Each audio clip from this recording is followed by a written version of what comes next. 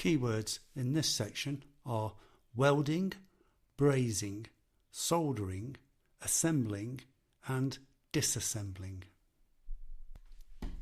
In many industries, products are made from different parts that need to be joined together. One of the strongest ways to do this is by welding.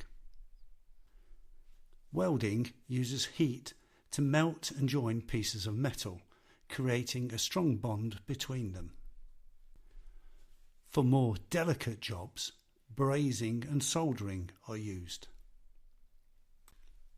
Brazing involves melting a filler metal at high temperatures to join two pieces without melting the main material.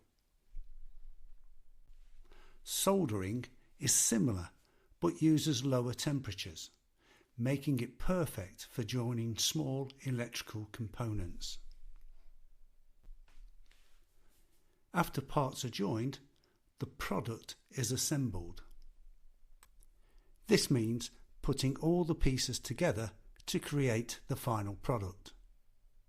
Sometimes products need to be taken apart for repair or maintenance, a process called disassembling.